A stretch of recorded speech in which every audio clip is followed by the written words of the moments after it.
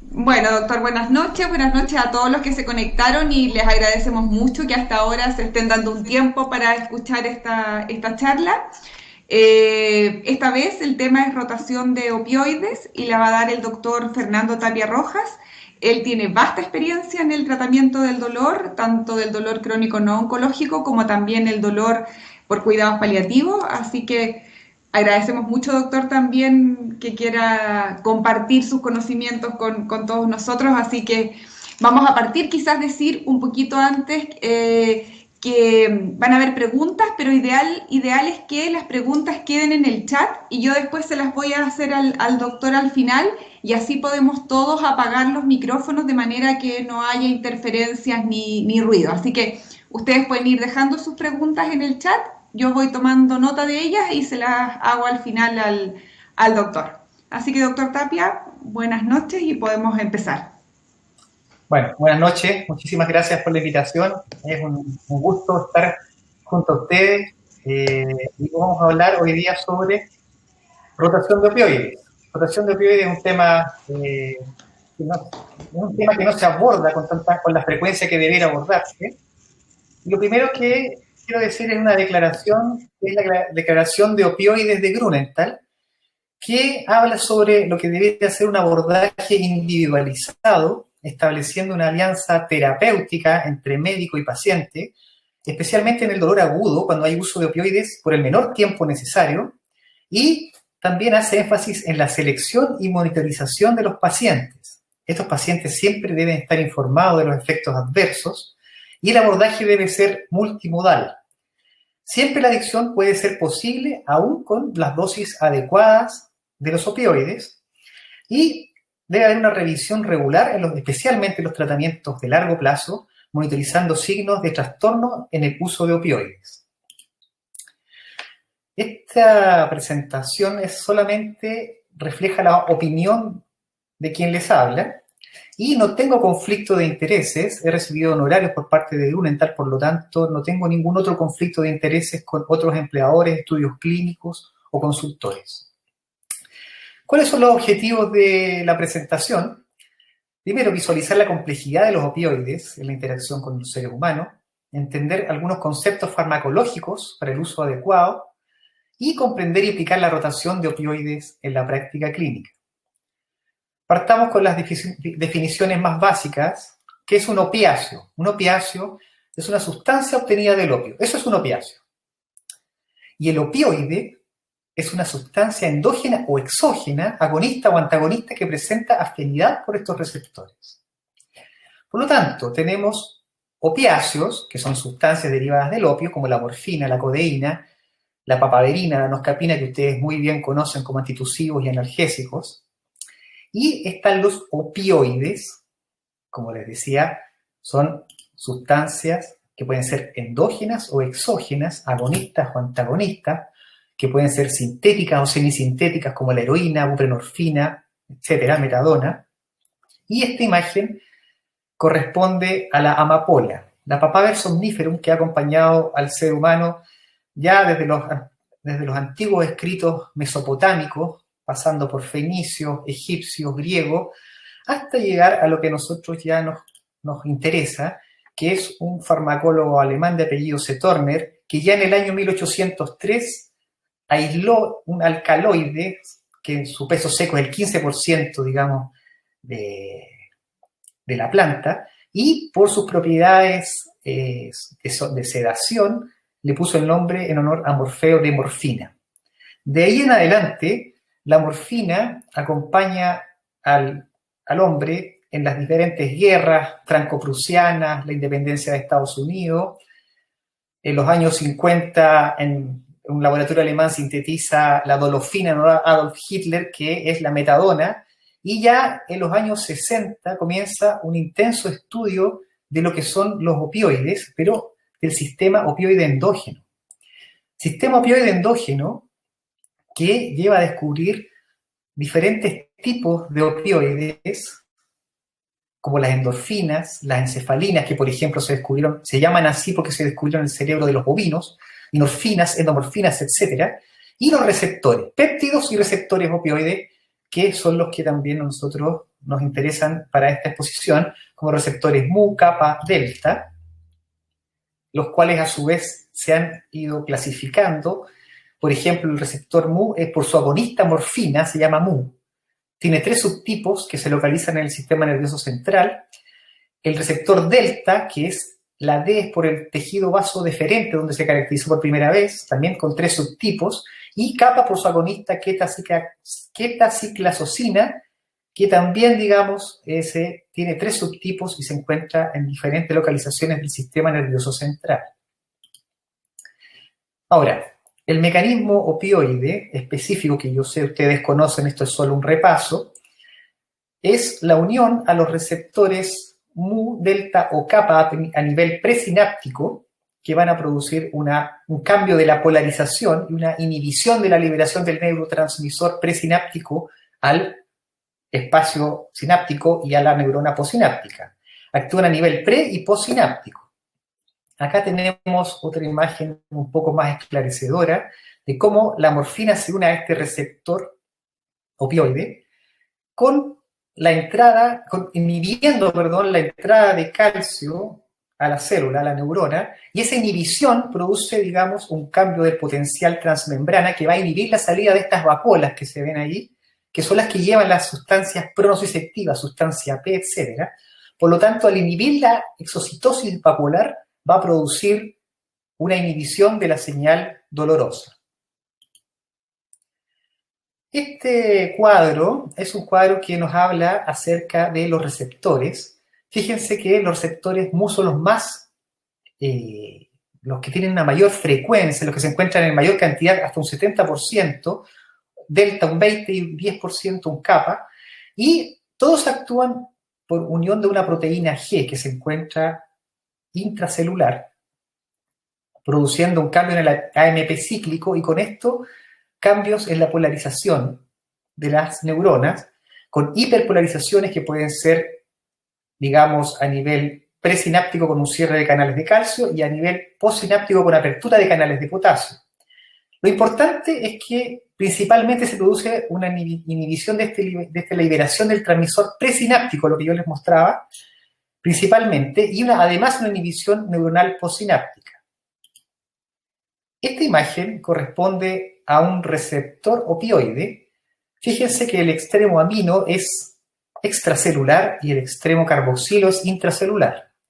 Y estas imágenes que se ven de color morado, digamos, son aminoácidos componentes de este receptor que pueden cambiar. Existen cambios que se han identificado, cambios en diferentes genes que pueden llevar a una variabilidad de estos receptores.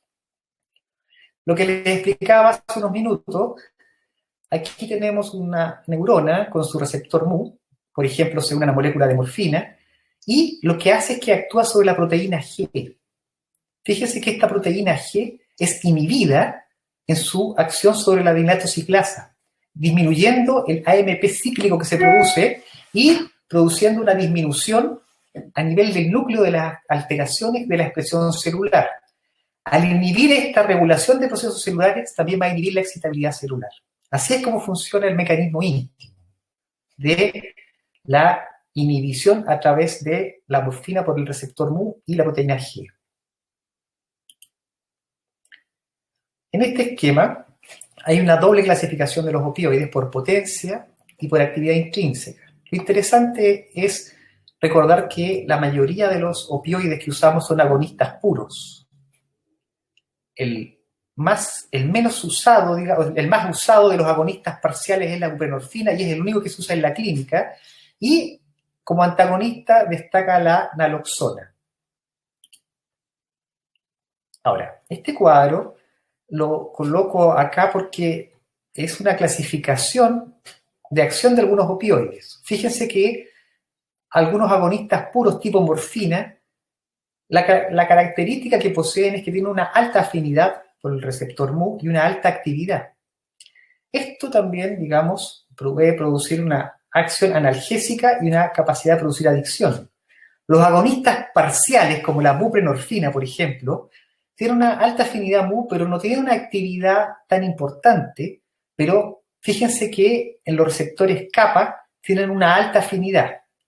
¿Cuál es la importancia de esto?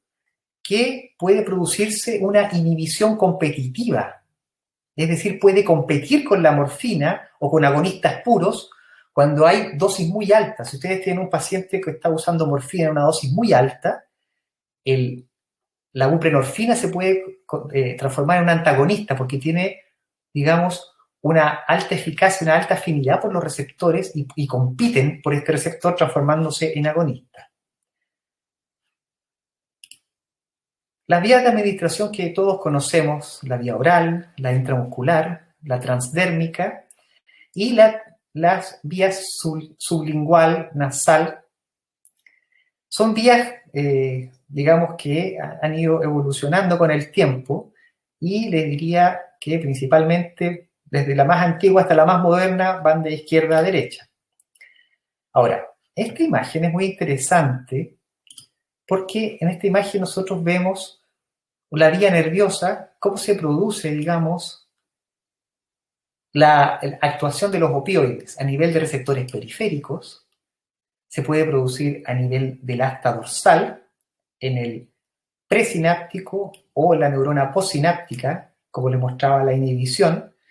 También los opioides pueden actuar en la vía ascendente, a nivel talámico, en esta otra sinapsis, pero además esta sinapsis que se produce de la vía ascendente nociceptiva, recuerden que se produce una sinapsis con algunos núcleos que pueden estar encargados de la afectividad.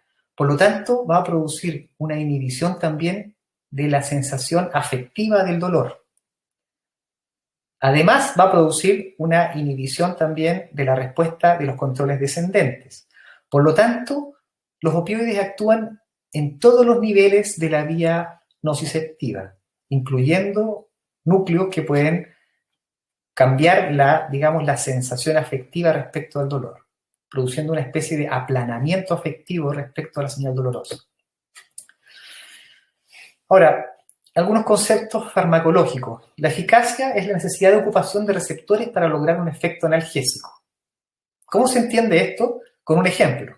Un ejemplo de un agonista con una baja eficacia como la morfina.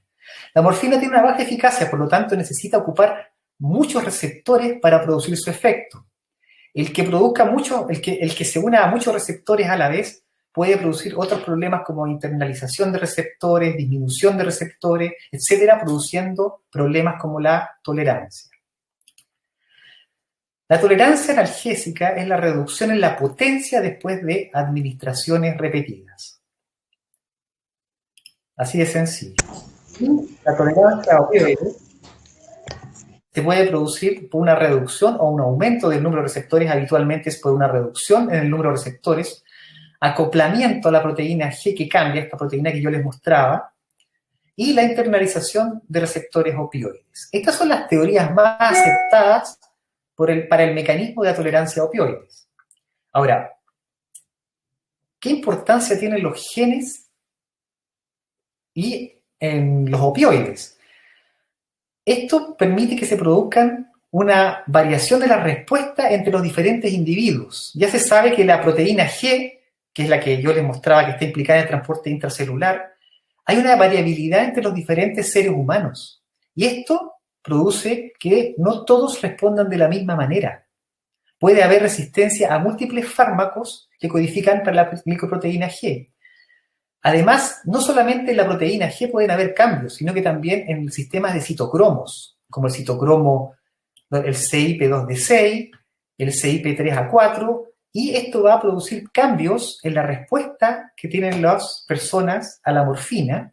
También pueden haber cambios genéticos en el receptor Mu que yo les mostraba en estas imágenes, estos aminoácidos de otro color, y también pueden tener una implicación en la resistencia a la morfina, alteraciones en otros genes que producen internalización de receptores y alteraciones en otros genes como el catecol ortometiltransferasa, que va a alterar el balance entre el sistema dopaminérgico y opioide.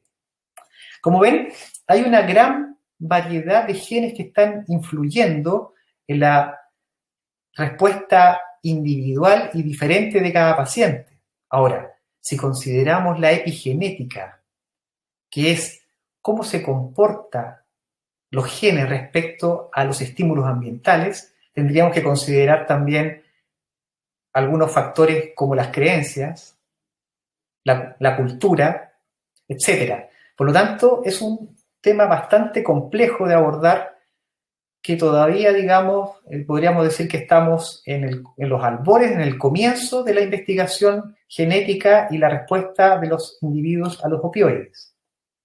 Ahora, ¿cómo definimos la rotación de opioides?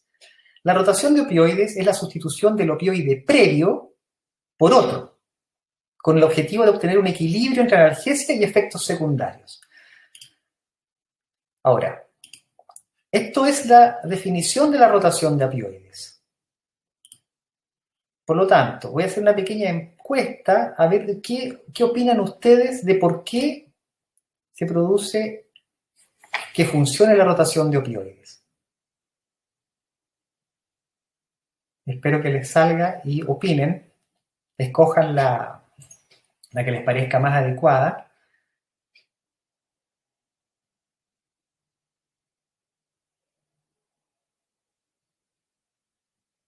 Todavía están votando, todavía hay pocas respuestas, están pensando.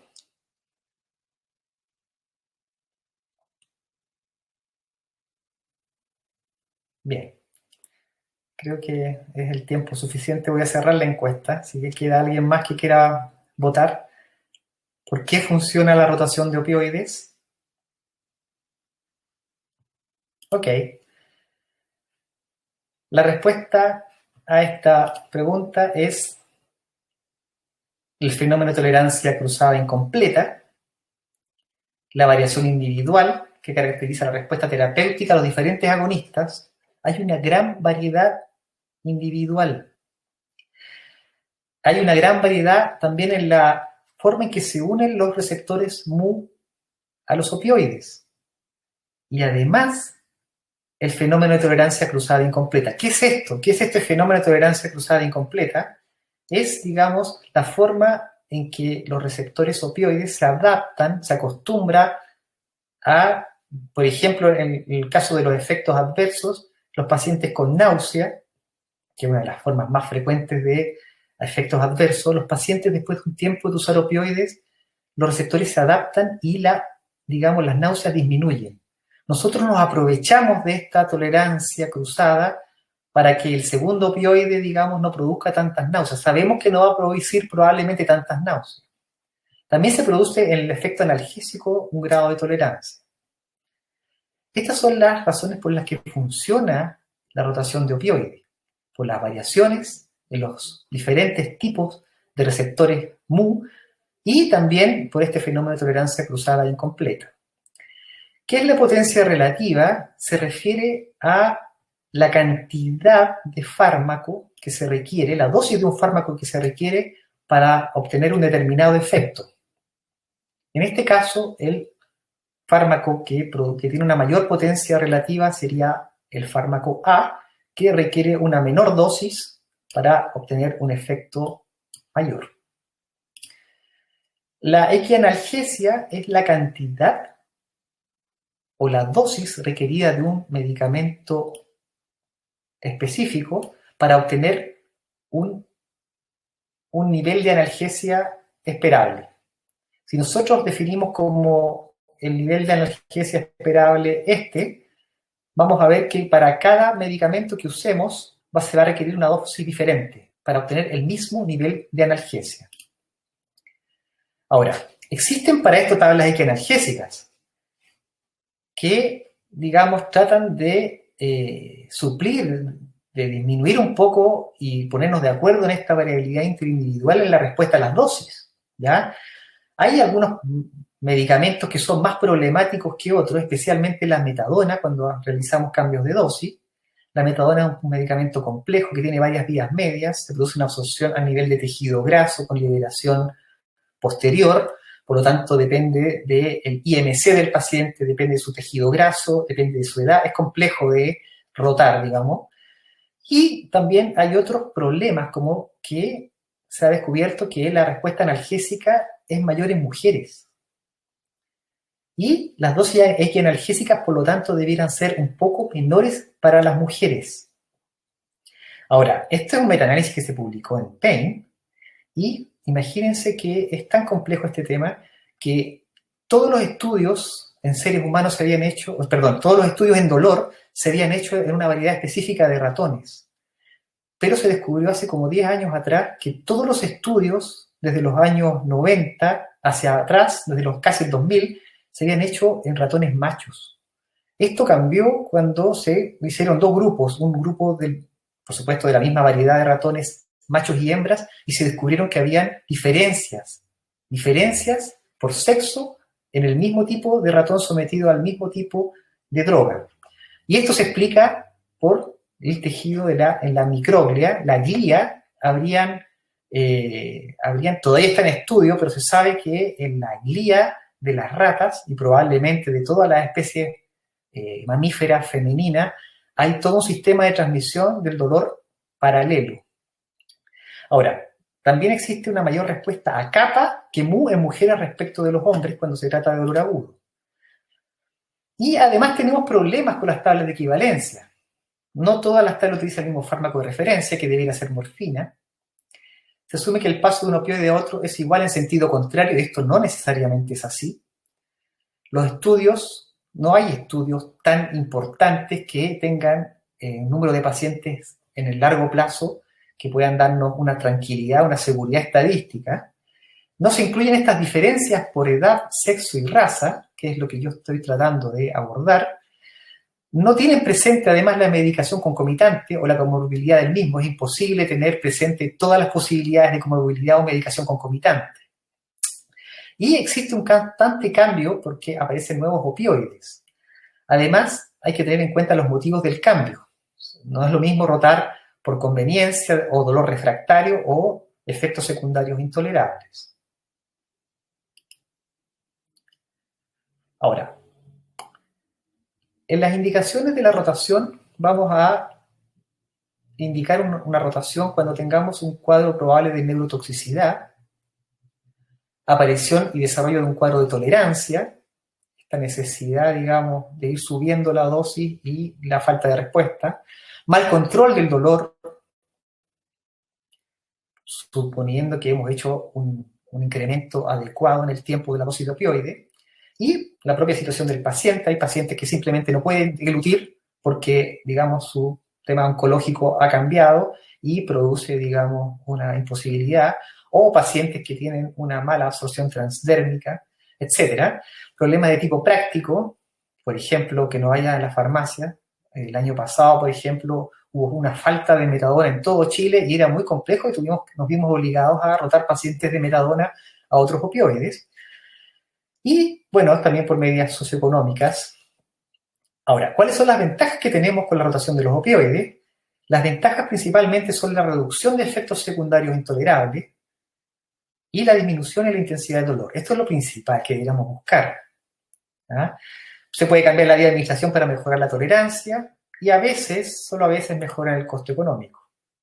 Y las desventajas, por supuesto, la falta de evidencia para las tablas de conversión, la utilización de dosis incorrectas. Esto es especialmente importante que nos fijemos cuando cambiamos de una vía a otra, y que haya un uso inadecuado de los fármacos coadyuvantes. Cuando rotemos opioides debemos considerar especialmente la evaluación y el tipo de dolor. Esto es esencial. La evaluación y el tipo de dolor. ¿Cuál es el mecanismo del dolor que tiene este paciente? ¿Es un mecanismo de dolor nociceptivo? ¿Es un dolor inflamatorio nociceptivo? ¿Es un dolor mixto, neuropático? ¿Es un dolor moderado a severo? ¿Es un dolor severo refractario? Es esencial que hagamos ese análisis antes de pasar a otro opioide y, por supuesto, tener en consideración las comorbilidades, los fármacos coadyuvantes y la intensidad del dolor. La rotación de opioides puede ser brusca, inmediata, cuando hay pacientes con efectos secundarios intolerables, o paulatina. Yo les recomiendo, por un tema de simplicidad, digamos, especialmente en pacientes ambulatorios, hacer rotación de opioides inmediatas. Y por supuesto existen grupos especiales, pacientes ancianos que son más frágiles en ajustarse las dosis, en las pacientes de sexo femenino, que tienen, como ya les decía, un mayor efecto opioide. Hay que tener cuidado con la oxicodona, porque tiene una mayor respuesta a la oxicodona. Y según la etnia, que algunas etnias, como las asiáticas, tienen aumentado el aclaramiento de morfina, y los afroamericanos y asiáticos el aclaramiento de hidrocodona, que nosotros no usamos en Chile, pero hay que tenerlo presente. La metadona también hay que tener cuidado de los pacientes que tengan arritmia, porque produce una prolongación del segmento QT.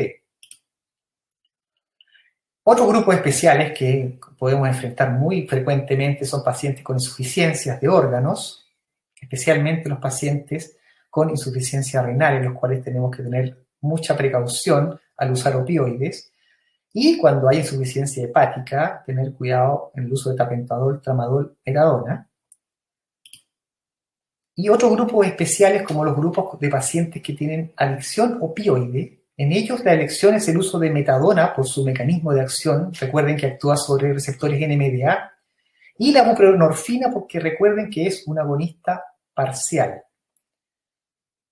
La tolerancia cruzada también limita la predicción de efectos adversos y ratios de conversión de tablas analgésicas.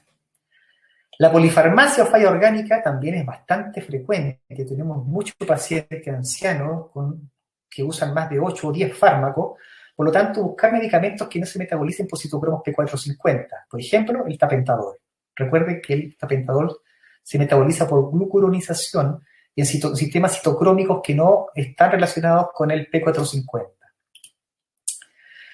En esta tabla es solamente para recordarles que la buprenorfina es uno de los medicamentos de elección.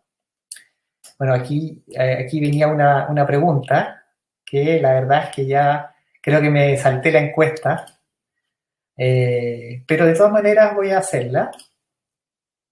Espero que les aparezca.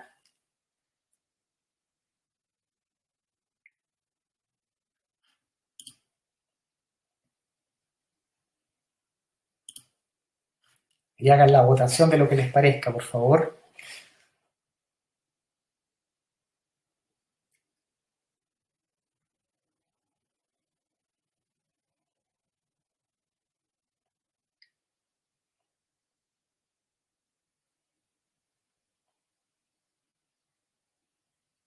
Bueno, claramente la votación se inclina por la buprenorfina transdérmica porque tiene eliminación fecal y eso es correcto.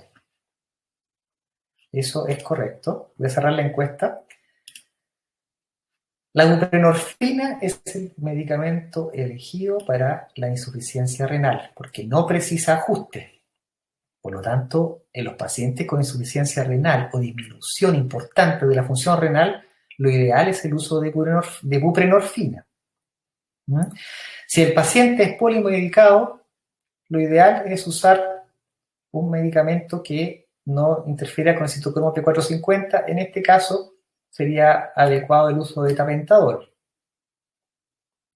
Ahora,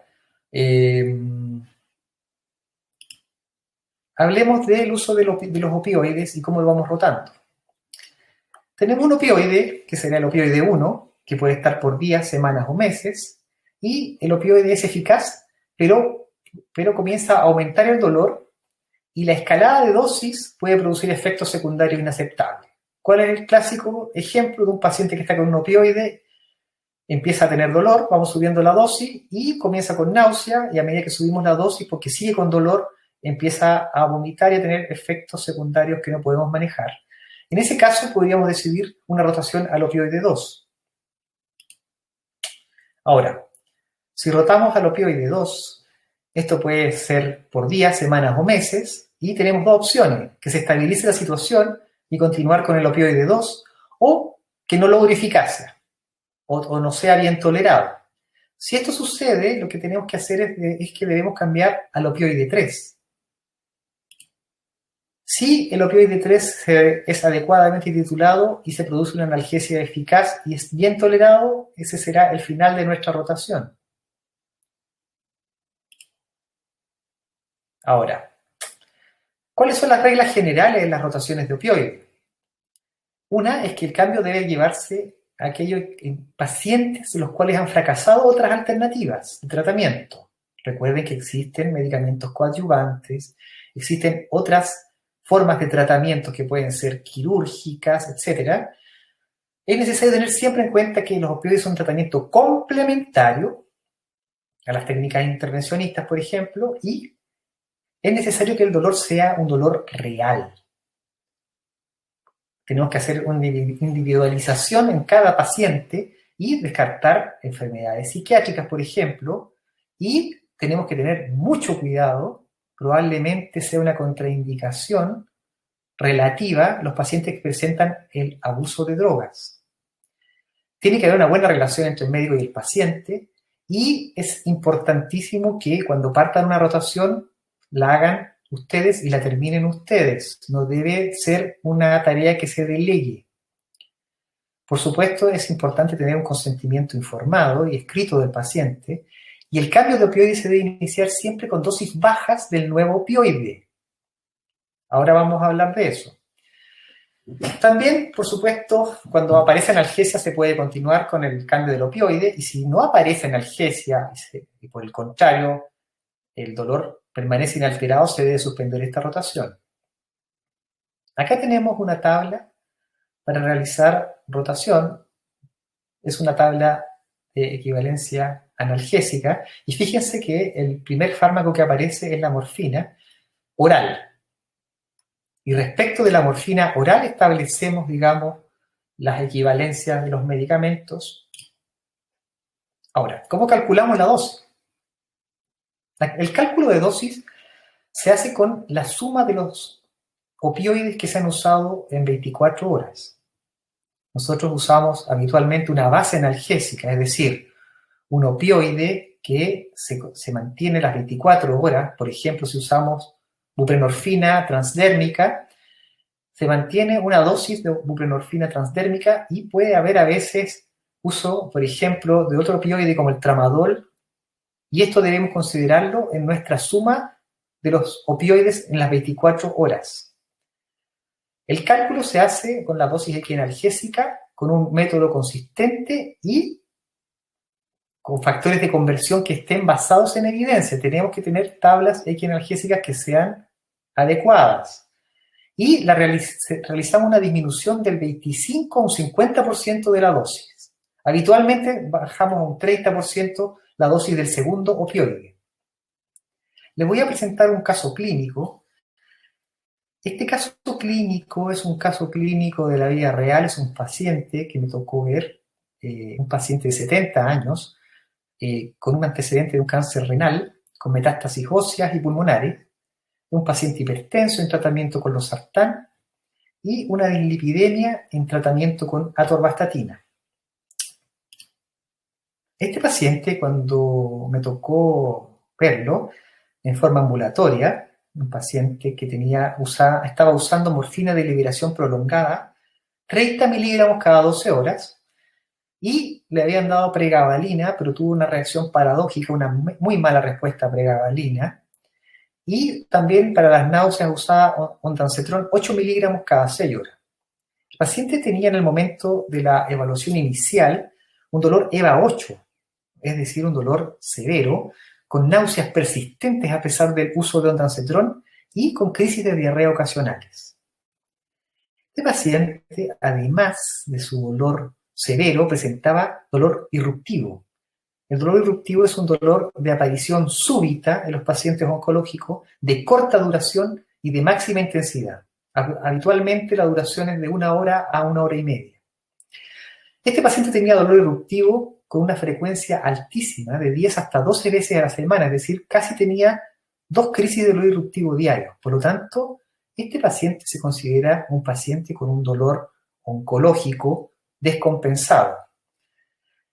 Además, cuando tenía dolor irruptivo usaba morfina de liberación inmediata, 20 miligramos cada vez que tenía una crisis de dolor irruptivo. Por lo tanto, esto ya nos permite empezar a hacer algunas cuentas. Fíjense que usa morfina 60 miligramos de liberación prolongada al día y en dolor irruptivo estaba usando 1 a 2 dosis de 20 miligramos. ¿Qué hice? Inicié la rotación opioide a oxicodona y lo roté a 20 miligramos cada 12 horas. ¿Por qué 20 miligramos cada 12 horas? Porque este paciente estaba usando, recuerden, 30 miligramos cada 12, lo que nos da 60 miligramos de morfina oral, pero además estaba usando aproximadamente entre 20 a 40 miligramos de morfina de liberación inmediata. Si consideramos que usaba 60 miligramos más 40 miligramos, aproximadamente nos da una cantidad de entre 100 a 120 miligramos diarios de morfina. Con ese cálculo nosotros podemos, digamos, realizar, digamos, la rotación en el caso de la oxicodona. Pero fíjense que yo la oxicodona dejé 20 miligramos cada 12 horas, o sea, dejé 40 miligramos al día. Por lo tanto, hice una reducción de mi cálculo previo aproximadamente de un 25 a un 30% a la nueva dosis del nuevo opioide. ¿Qué pasó con este paciente? Este paciente en la primera semana tuvo una disminución del dolor a un EVA 6, siguió con náuseas, las náuseas eran muy persistentes, era un paciente muy vomitador, con mareos y desorientación discreta. Las crisis de dolor irruptivo todavía siguieron, pero bajaron. Por lo tanto, se bajó el EVA y además disminuyó un poco las crisis de dolor irruptivo semanal. Ahora, ¿qué pasa? Este paciente en la segunda semana nuevamente volvió a subir un poco el EVA, empezaron a aumentar los vómitos, seguían disminuyendo las crisis de dolor irruptivo semanal y también agregó tramadol. Siguió usando ondansetron, 8 miligramos cada 6 horas, y cuando tenía dolor usaba tramadol de liberación inmediata, 150 a 200 miligramos al día. Ahora, si tenemos un paciente que en la segunda semana ya subió su EVA y va con vómitos en aumento, significa que la rotación de opioides sencillamente no fue efectiva. Por lo tanto, lo que hay que hacer con este paciente es hacer una nueva rotación de opioides. ¿Y qué hice? Yo tenía un paciente que estaba usando oxicodona, 40 miligramos cada 12 horas, decidí la rotación a buprenorfina. ¿Por qué rotar de oxicodona a buprenorfina? Porque buprenorfina, recuerden, es un agonista parcial. Al ser un agonista parcial, la capacidad de producir náuseas es menor y me iba a aprovechar que también utiliza los receptores kappa, tratando de, digamos, mejorar a través de la tolerancia cruzada incompleta la sintomatología del paciente. Para hacer el cálculo de oxicodona a 40 miligramos al día, fíjense que también estaba usando tramadol, por lo tanto, tengo que pensar que este paciente usa 40 miligramos de oxicodona y al menos 200 miligramos de tramadol al día. Si consideramos esto, este paciente está usando 40 miligramos de oxicodona y aproximadamente estaba usando 200 miligramos de tramadol. La suma en morfina de este paciente es 80 más 40. Por lo tanto, equivale aproximadamente a 120 miligramos de morfina oral. Para cambiar a buprenorfina transdérmica, utilizo esta tabla y fíjense que esta tabla me da una dosis de aproximadamente 50 microgramos. ¿Qué hice yo? En este caso, lo que hice fue rotar a buprenorfina un parche y medio. En este caso ya no utilicé una baja importante de buprenorfina, lo roté al parche y lo que sucedió es que en la primera semana de esta segunda rotación se produjo una disminución del EVA y náuseas de menor cuantía, que era lo esperable para un agonista parcial. También tuvo 4 crisis de dolor irruptivo semanal, pero también estaba usando tramadol 20 gotas SOS. Ahora, empezó los primeros días a usar solamente una vez al día tramadol pero ya en los siguientes días empezó a aumentar el uso de tramadol. Y ya en la segunda semana tuvo una crisis de dolor persistente que se produjo en el fin de semana y en la desesperación de la familia se hospitalizó. El paciente se hospitalizó y en la clínica le pusieron morfina endovenosa. Sacaron el parche, pusieron la morfina endovenosa y el paciente inició unos vómitos incoercibles. Vómitos incoercibles con dolor que disminuyó un poco, pero tenían que sedarlo para que el paciente no siguiera vomitando, lo cual produjo, digamos, una desesperación familiar y decidieron pedir el alta, digamos, de la clínica y se lo llevaron a la casa y me llamaron. Ahora, imagínense un paciente que se hospitalizó, no se pudo manejar adecuadamente en la clínica por esta pésima tolerancia a la morfina endovenosa y lo que hice fue realizar una nueva rotación de opioides, así de sencillo. No funcionó la buprenorfina y lo que hice fue hacer el cálculo, por supuesto, de la buprenorfina, que aproximadamente 1,5 parche corresponde a aproximadamente 50 microgramos. Y cuando uno busca las tablas de conversión, si ustedes ven acá la buprenorfina, 52,5, digamos, unidades hora, que son un parche y medio, equivale aproximadamente a 300 miligramos de tapentadol. Pero, como ya habíamos comentado, nosotros no debemos hacer una rotación directa, debiéramos idealmente bajar la dosis del segundo opioide. Lo que hice fue bajar aproximadamente un 30% al opioide, digamos, que estoy rotando, y lo que hice fue rotarlo a tapentadol de liberación prolongada, 100 miligramos cada 12 horas, es decir, 200 miligramos. ¿Qué pasó con este paciente? En la primera semana se produjo una disminución de leva, pero lo más interesante es que la disminución de vómitos fue franca y solamente tenía 2 episodios al día. Fíjense que este paciente es un paciente que prácticamente no dormía por las náuseas y los vómitos, dormía, digamos, de forma muy interrumpida, no más de 1 hora, 1 hora y media diaria, en la noche, dormía como 6 horas al día, pero siempre interrumpido, y esta disminución de los vómitos le permitió mejorar su calidad de vida, y solamente llegó a tener 2 crisis de dolor eruptivo semanal. Ahora, al evaluar esta rotación, en la primera semana por lo menos se evalúa como una rotación exitosa. Bajó el dolor, bajaron los efectos adversos, bajaron las crisis de dolor eruptivo. Pero el paciente tiene un EVA 6 y lo que hice, digamos, fue en la segunda semana aumentar la dosis de tapentadol. La dosis la aumentamos al 100%, por lo tanto subí de 200 a 400 miligramos cada 12 horas y se logró un EVA 4. Un EVA 4 en un paciente de estas características que logró conciliar el sueño por 4 horas y con náuseas que cesaron, es la verdad un éxito terapéutico, porque este paciente es un paciente de difícil manejo y este paciente a la tercera semana ya se encontraba con un EVA 2, durmió 5 horas consecutivas y casi no tenía episodios de náusea. El paciente a la 4ª semana estaba tranquilo, somnoliento y falleció en su domicilio junto a su familia. Ahora, ¿qué pasa en este paciente en la rotación a tapentadol? Esta regla, como ya decíamos, debe recibir el 50 al 75% de la dosis analgésica por la tolerancia cruzada incompleta. ¿Y por qué ganamos en disminución de náusea?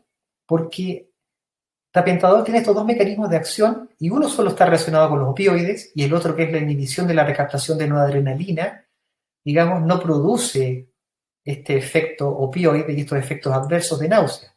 Por lo tanto, podemos decir que tapentadol tuvo éxito porque su carga opioide, su carga mu es baja. Su carga opioide es baja, pero el efecto sinérgico de estos 2 mecanismos permite que su poder analgésico sea adecuado. Y, por supuesto, siguiendo las indicaciones, no se debe comenzar por debajo del 30% de la dosis equipotente calculada. Bueno, creo que los objetivos que eran visualizar la complejidad de los opioides en su interacción con el ser humano, espero que se hayan cumplido. Entender algunos conceptos farmacológicos para el uso adecuado, también, y comprender y aplicar la rotación de opioides en la práctica clínica. Muchísimas gracias. Ahora, si desean realizar preguntas. Doctor, aquí, ¿me escucha bien? Perfecto. Mire, hay una pregunta que dice que usted en el comienzo de la charla dice que hay competitividad entre los opioides. Entonces preguntan que qué tan recomendable es utilizar más de un opioide en el tratamiento. Perfecto. Esa es la pregunta de Ernesto Reyes. Sí. Así es. Ernesto, mira, es una buena pregunta, porque uno podría preguntarse y decir, si yo uso un opioide que actúe sobre los receptores mu principalmente, y otro opioide que actúe sobre los receptores kappa principalmente, podría tener todos los efectos, digamos, de los receptores a la vez, podría mejorar la analgesia. Esa podría ser una vía de pensamiento que pudiera hacernos creer que es lo ideal. Pero esto no debe hacerse porque así como tú puedes producir analgesia a través de los receptores mu y kappa, también puedes producir efectos adversos. Y si se saturan todos los receptores, los efectos adversos van a ser mucho mayores. Ahora, también se produce, digamos, por lo que se aconseja que siempre se debe realizar un tratamiento con una base analgésica, que es un opioide solamente que debe llevar, digamos, el tratamiento. Hablemos de, por ejemplo, buprenorfina, un patch que es de liberación prolongada y que está las 24 horas, digamos, dando vueltas, y debes tener un segundo opioide que se puede usar como en caso de crisis solamente, caso de SOS, se llama. ¿Ah? No es recomendable usar más de un opioide a la vez como base analgésica. Espero haber respondido con esta explicación. Doctor, ¿sí? ¿Me escucha bien? Perfecto. Ya, perfecto. Después dice, si se ve afectada la rotación de opioides cuando el paciente además utiliza otros medicamentos como antidepresivos o pregabalina. Y si se ve afectada, ¿cómo debería manejarse? Claro, lo que pasa, bueno, ahí comienza la complejidad de la rotación. ¿Ah? Hay que tener cuidado de que si estamos usando medicamentos coadyuvantes, utilizan el citocromo P450, buscar opioides que no utilicen el mismo sistema citocrómico, por ejemplo. Ahora, si el paciente tiene un efecto de neurotoxicidad en el cual se produce mucha sedación y el paciente está muy somnoliento, probablemente la dosis de pregabalina como anticonvulsivante debiéramos disminuirla. Buscar un coadyuvante, digamos, que no produzca tanta sedación si es que el opioide está produciendo sedación. ¿Ah?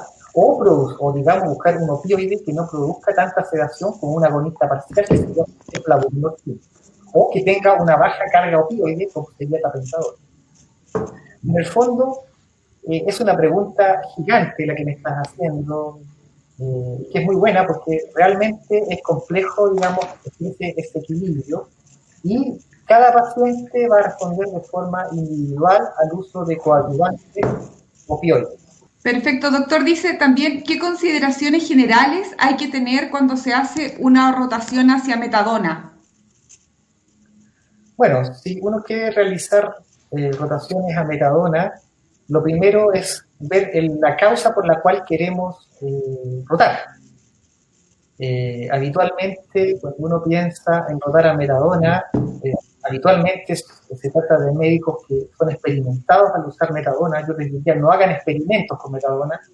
Si ya saben usar la metadona, les sugiero que calculen, digamos, en una tabla equianalgésica el medicamento del que quieren rotar y bajen de un 25 a un 30% al menos la dosis de metadona. Una vez que ustedes consiguen bajar la dosis de metadona, específicamente en metadona, la rotación debe ser un poco más lenta. No se puede suspender tan rápidamente el primer opioide,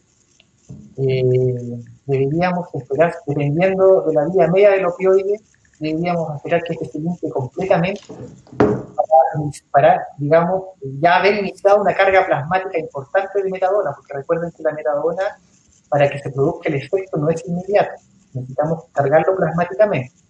Tiene varias vías medias la metadona, y por lo tanto tenemos que encontrar la dosis analgésica adecuada, que no produzca efectos conversos, y una vez que tengamos esta dosis adecuada, tenemos que ir monitorizándola en el tiempo, especialmente la primera semana, de forma bastante cercana. Como el paciente abandonado en esa primera etapa. Ahora, recuerden que la metadona actúa sobre los receptores NMDA, por lo tanto puede darnos algunas ventajas de los pacientes que sufren de dolor refractario, especialmente de tipo neuropático. Doctor, hay gente que no escucha cuando yo le pregunto, así que le voy a pedir que usted, por favor, repita la pregunta. Dice que con la rotación de opioides se podría evitar la hiperalgesia inducida por opioides, y si este fenómeno usted lo ve con frecuencia. Ya me preguntan si con la rotación de opioides se puede evitar la hiperalgesia inducida por opioides y si este es un fenómeno que se vea con frecuencia. Bueno, la rotación de opioides es, primero la hiperalgesia inducida por opioides todavía se encuentra como, la causa de esto se encuentra como como teoría solamente. Hay teorías que describen el por qué podría producirse, ¿ya? Se cree que algunos creen que es una reacción adaptativa, digamos, para volver a la homeostasis inicial. Otros, lo que más se postula en la actualidad es que se trata de un fenómeno a nivel de la glía, ¿ya? Entonces, lo que se debiera hacer en los pacientes con hiperalgesia es tratar de buscar una rotación de opioides a opioides que sean con una baja carga mu. Esto debería ser idealmente la rotación de opioides en un paciente con hiperalgesia, pero de todas maneras los pacientes con hiperalgesia son pacientes complejos. Por lo tanto, debemos privilegiar también el uso de coadyuvantes en dosis mayores para tratar de disminuir la carga opioide, de manera de permitirle, digamos, al sistema nervioso central, permitirle, digamos, limpiarse un poco y conseguir una nueva homeostasis. Por lo tanto, mi consejo sería, la rotación de opioides puede ayudar, pero no es la herramienta ideal, digamos, o no es la solución de la hiperalgesia.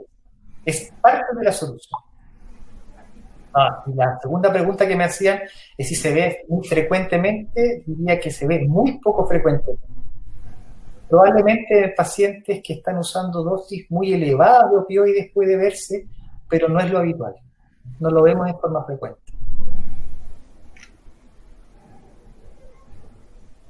Ahora no te escucho, Claudia. Solo te veo hablar. Sí. No te escucho. ¿Ahora? Quizás si lo lee en el chat. Ahora sí te escucho. Perfecto. Dice, ¿qué analgésico usaría como SOS para dolor irruptivo si usted está usando de base buprenorfina? Ya. Recuerden que el dolor es un dolor súbito, que alcanza su pic en 2, 3, 4 minutos y desaparece en no más de 1 hora y media. Por lo tanto, lo que necesitamos para tratarlo es un opioide de liberación inmediata y de acción muy rápida. Actualmente el gold estándar para el tratamiento del dolor irruptivo es el fentanilo transmucoso, que alcanza aproximadamente a los 5 minutos de inspección y se para cualquier tipo de dolor irruptivo con cualquier tipo de base analgésica.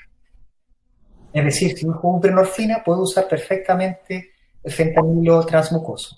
Si uso fentanilo transtérmico, también puedo usar fentanilo transmucoso como tratamiento para dolor irruptivo.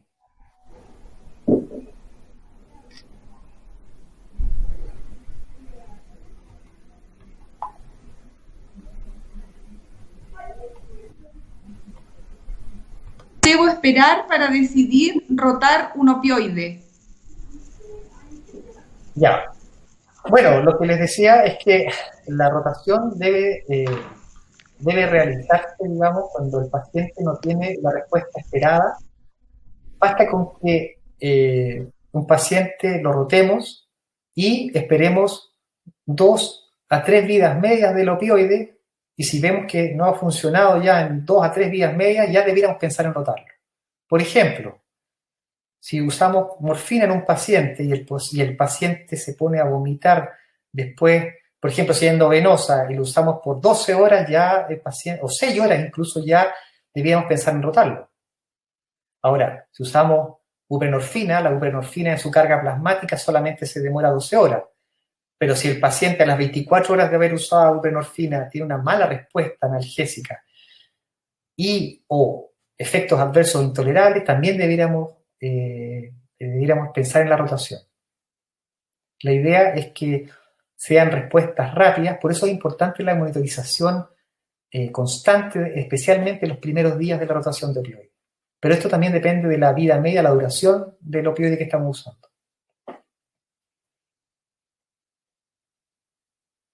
No te escucho, Claudia. Ahora sí. Ahora sí. Doctor, le pido por favor que usted repita por si acaso no me estén escuchando bien. Dice, a diferencia de lo que usted ya aclaró con la carga plasmática para metadona, en el resto de los opioides, ¿se rota traspasando de uno a otro sin necesidad de reducir el primero o incrementar el segundo paralelamente? No lo hago. En el fondo lo que pregunta es si usted cambia. Para metadona del resto de opioides se rota traspasando de uno a otro sin necesidad de reducir el primero e ir incrementando el segundo paralelamente. Ya. Cuando uno realiza una rotación, lo que tenemos que hacer es reducir el segundo opioide, ¿ya? Y suspender de inmediato el primer opioide. Se suspende de inmediato, se deja de tomar el primer opioide y en la tabla analgésica hacemos un cálculo con una disminución del segundo opioide de un 25 a un 30%. No hacemos, digamos, no mantenemos 2 opioides a la vez. Por ejemplo, voy a dar un ejemplo para que sea quizás un poco más claro. La buprenorfina, que tiene una descarga plasmática lenta, que es de 12 horas aproximadamente, lo que hacemos es cruzar, digamos, la carga plasmática y la descarga plasmática. Por ejemplo, si quiero rotar de buprenorfina a tapentadol, por ejemplo, cuando yo esté usando la buprenorfina y le digo al paciente, sáquese un parche de buprenorfina que se va a demorar 12 horas en descargarse, le digo que el segundo medicamento, es decir, el tapentadol, se lo tome a las 6 horas. Ya va a tener un 50%, digamos, de descarga plasmática, la buprenorfina, y va a comenzar, digamos, a tener un pico rápido de tapentadol a la hora y media de haberla ingerido. Una vez que se saca la buprenorfina del sistema, del parche, digamos, no se vuelve a colocar más. Y vamos monitorizando el segundo opioide que se debió haber puesto de un 25 a un 30%, digamos, disminuido en su equivalencia analgésica. Ahí sí. Doctor, a mí solo usted me escucha, parece. Así que, miren, no hay más preguntas, así que le pido, por favor, primero yo le doy las gracias y le pido, por favor, si usted se puede despedir de la audiencia. Muchas gracias. Bueno, quiero decirles, muy corto, quiero agradecerles por estar en un día de semana, digamos, tan tarde conectados, ¿ya? Quiero también decirles que voy a dejar acá unos archivos que están, no sé, no los logro encontrar en este momento, pero voy a dejar unos archivos que que son muy interesantes, que hablan sobre la rotación de opioides y también, digamos, con el uso de opioides y algunos metaanálisis que se han hecho.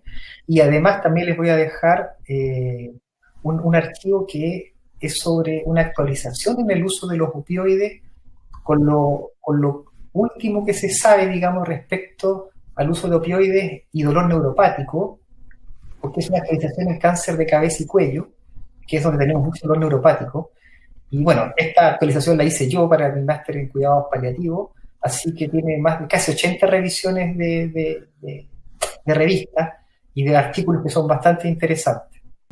Muchísimas gracias y espero verlos en otro webinar con Bruno.